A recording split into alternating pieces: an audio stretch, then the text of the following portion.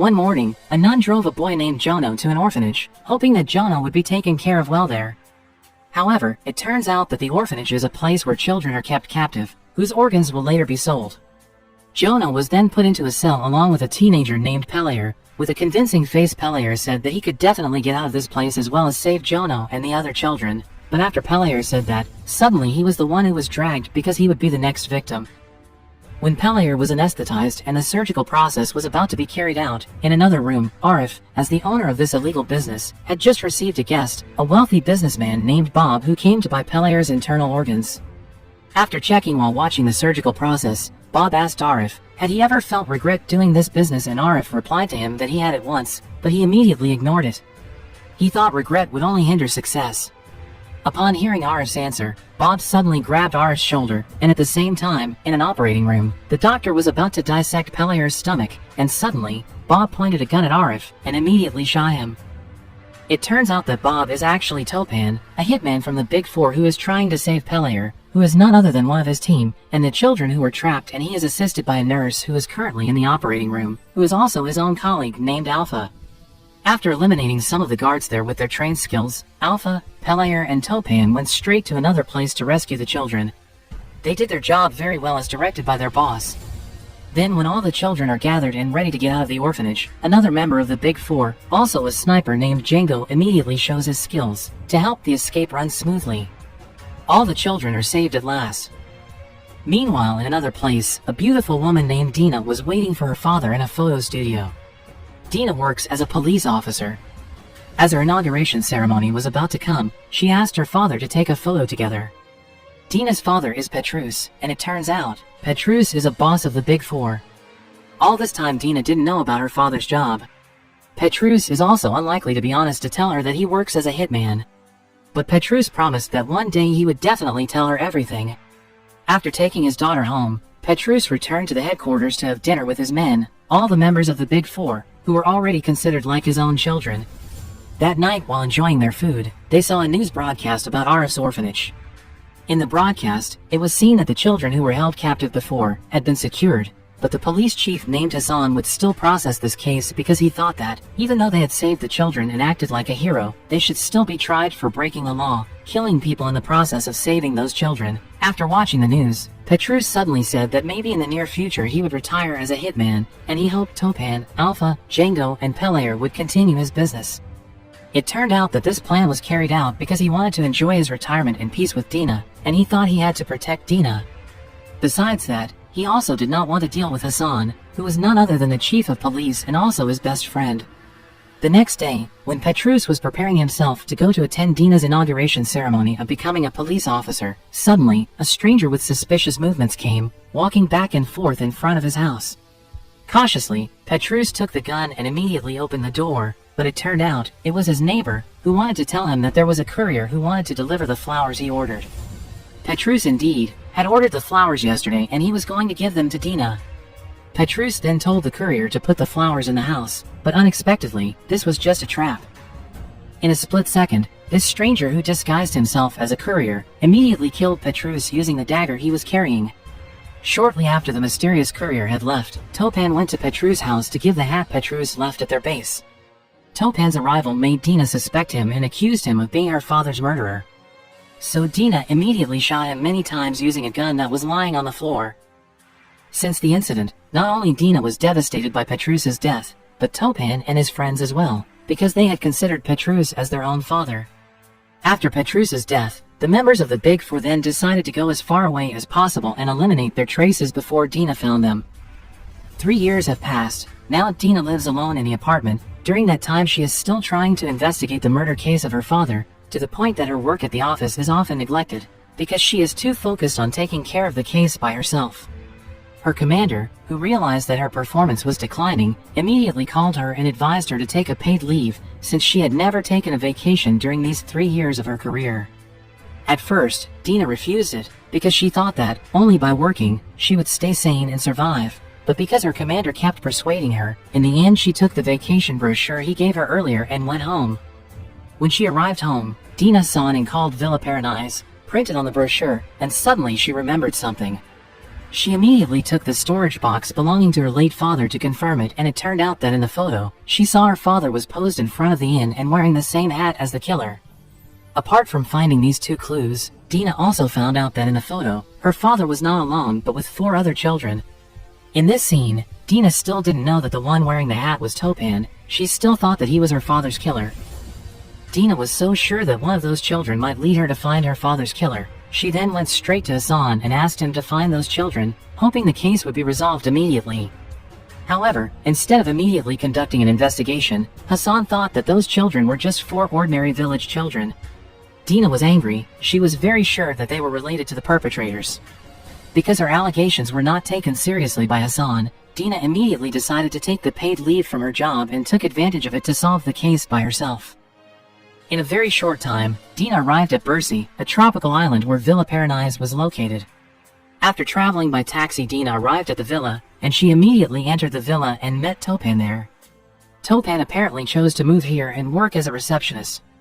When he saw her coming, he immediately panicked, but he managed to calm himself down and took his uniform and then greeted her in a friendly manner, just like an ordinary inn receptionist used to do. Upon arriving at the lobby, without further ado, Dina immediately asked Topan if he knew his father and the 4 children in the photo she showed him. He admitted that he didn't know them. Later on, she rented a room for the night, because she wanted to continue her search and would ask other people who live around the inn the next day.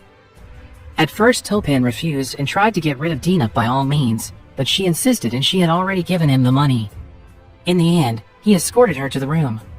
While Topan was preparing the room, he saw 2 suspicious men come to the villa.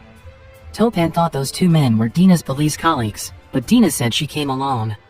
Topan then excused himself to go back to the lobby to meet the men and ask them about their purpose.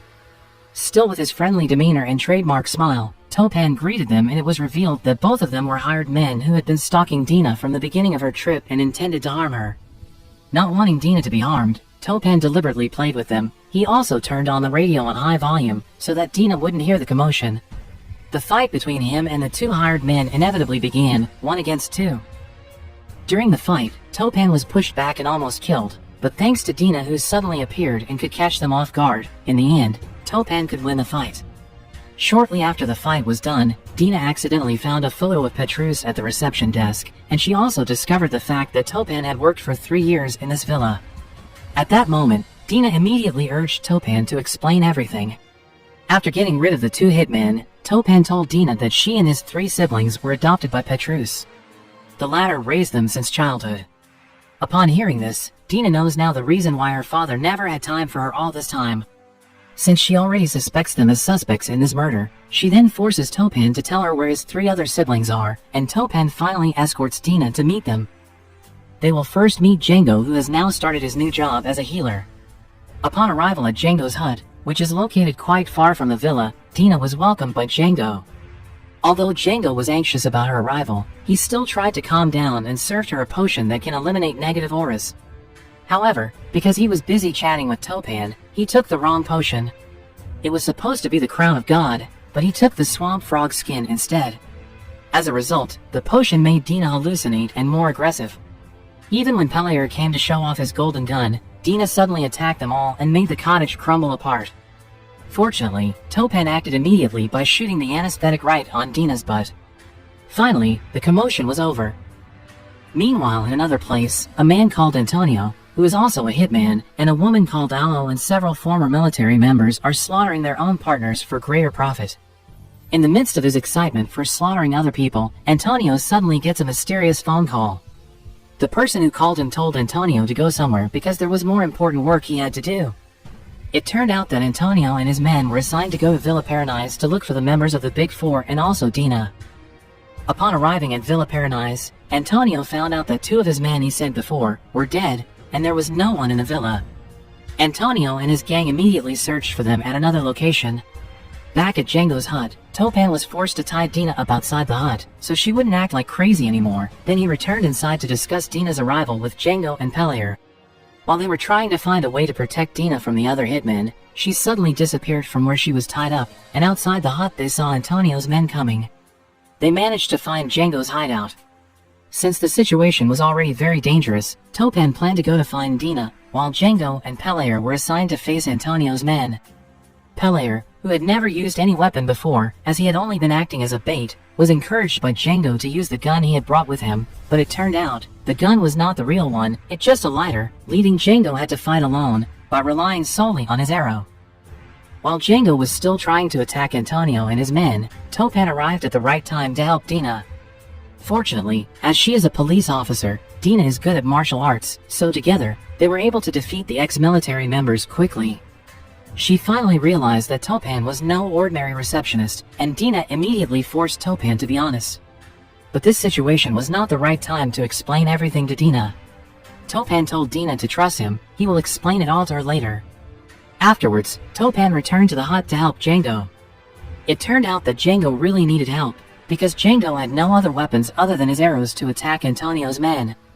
As an older brother, Django felt he had to be responsible for his younger brother's safety, so he told Pelayer to run away before he got hurt. Then he was determined to face Antonio alone, one-on-one. When Django had run out of energy and was powerless to fight Antonio, it wasn't long before Topan arrived with a prisoner to threaten him. Unfortunately, Antonio wasn't scared at all. He even killed his own men and successfully landed another attack at Topan. When he saw Topan get badly injured, Antonio smiled with satisfaction. He then told Topan that he was actually the one who had killed Petrus because he had a deep grudge against him. It turned out that Antonio was the first foster child of Petrus, but Petrus threw him away because he was so difficult to control. Out of his great disappointment, Antonio is determined to kill all the members of the Big Four and also Dina. He then proceeded to strike Topan's eyes using his dagger, but out of nowhere, he suddenly heard the sound of music. It turned out, the music sound came from Pelayer's Pentura Karish. He came with Dina to distract Antonio using a bazooka that was made by him, in order to give Topan and Django enough time to escape from Antonio. Realizing Topan and Django were trying to escape, Antonio immediately took his bike to chase them while carrying his gun. He fired his gun several times at Topan and Django, but Topan managed to attack him back and made him fall down from his bike. After escaping from Antonio and his men, they immediately looked for a safe place to hide. Dina then helped Django to treat the wound on Topan's body, but when she saw the gunshot wound, Dina was immediately convinced that Topan was the person or murderer she had been looking for. Dina felt that Topan lied to her and she was furious about it. She started to attack him by throwing a chair at him and then she left. Pelayer tried to catch her and calm her down, as he was worried that Antonio's men would find and harm her. Pelayer tries to explain to Dina that Topan did not kill Petrus. To prove this, Pelayer intends to take Dina to meet Alpha, so that Alpha can explain to her what had happened back then. Elsewhere, Topan and Django went to meet an informant named Bungalan by hitching a ride in a citizen's car that happened to be passing by at that time. When the morning came, Dina and Pelayer arrived at Alpha's workplace. It turned out that Alpha was currently working as a traveling singer. On the other hand, Topan and Django arrived at Bungalan's bar, and when they met him, they immediately asked him about Antonio, who claimed to have killed Petrus. However, Topan still felt something was wrong, especially when he remembered that before he died, Petrus had mentioned someone named Sorrento. He also asked who Sorrento was and what was his relationship with Antonio. As an informant and a close friend of Petrus, Bungalan immediately showed the fake documents he had made to find out who Sorrento was, and it was revealed that Petrus' first foster child was Sorrento, aka Antonio. Topan and Django then borrowed those documents to find out more about him. Before they left the bar, Bungalan told them that Antonio was currently hiring ruthless hitmen to find and kill the members of the Big Four. In a different place, Alpha finally explains everything to Dina, what and who the Big Four was and who Petrus really was. After learning that her father was a hitman, of course Dina was devastated, but Alpha scolded her. She couldn't stand that her adoptive father was being called a murderer. The argument between these two ladies became more and more heated and made Alpha almost shoot Dina because she was so angry. Suddenly, a group of people opened fire on them. Fortunately, Dina, Alpha and Pelayer were able to take cover and survive from the gunfire. Pelayer was then assigned to save the children, while Alpha and Dina would fight against the hitmen. In the fierce feud, Alpha and Dina managed to work well together until the hitmen were killed one by one. But unfortunately, it wasn't long before Aloe came with her bazooka and she aimed it at Dina and Alpha. Aloe knocked them out completely. Fortunately, Topan and Django came to their rescue at the right time. They then tried to escape using the boat they had prepared earlier. When Dina woke up from her stupor, she found out that Pelayer had been caught and taken hostage by Antonio. Feeling upset about Pelayer's capture, an argument between the members of the Big Four finally took place. They blamed each other. Dina tried to stop their fight by reminding them that the most important thing here is not to blame each other. They should find a way to solve this problem quickly, so Pelayer can be saved. Dina then encourages them all to work together to defeat Antonio. That night, they immediately prepared the weapons for tomorrow's battle, and they chose their own weapons. Alpha also made an additional explosive named Fart Lucifer 3000. Later that night, Dina and Topan had a talk, just the two of them. Dina told him many things, and she also apologized to Topan for accusing him of being the killer of her father. The day of the attack has arrived. The Big Four plus Dina headed to Villa Paradise, which was used as Antonio's headquarters and place of confinement. When Antonio and his men saw a car coming to his headquarters, he immediately fired the shot at the car, thinking that there were members of the Big Four inside the car. However, there was no resistance coming from the car, so he and his men opened the car door. It turned out that the contents of the car were Lucifer's fart explosives. In an instant, many of Antonio's troops were killed by the explosion. A moment after the explosion, Dina, Alpha, and Topan immediately entered the villa, while Django carried out his duties as a sniper, keeping watch from a distance. After the guards outside the villa had been successfully eliminated, Alpha was assigned to secure the first floor, while Topan and Dina would look for Antonio on the second floor.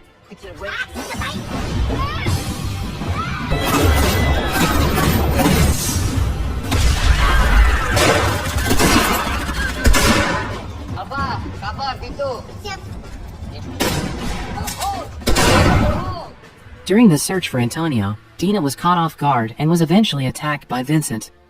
Topan tried to help Dina, but Antonio was already in front of him. A fierce and long fight was inevitable.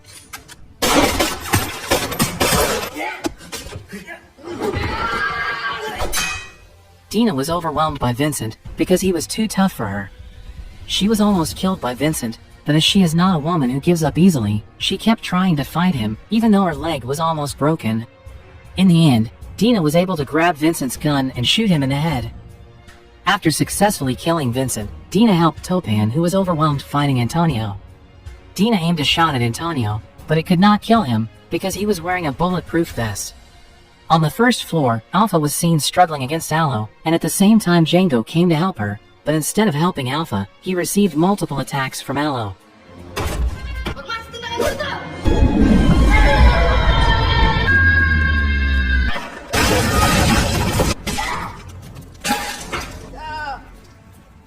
Fortunately, when Aloe was about to shoot them with the bazooka, Django immediately threw the gun he was carrying and made the bazooka explode, killing its own master.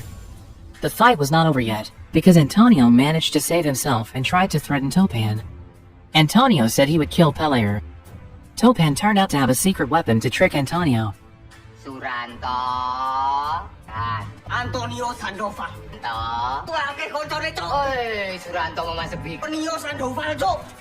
He deliberately caught Antonio off guard and annoyed him by calling him by his real name, Suranto. As a result, Antonio, who felt uncomfortable to be called by his real name, told Topan to stop saying the name. He was so annoyed, he didn't realize that Pelayer was going to attack him. Antonio ended up killed by the dagger that Topan threw at him.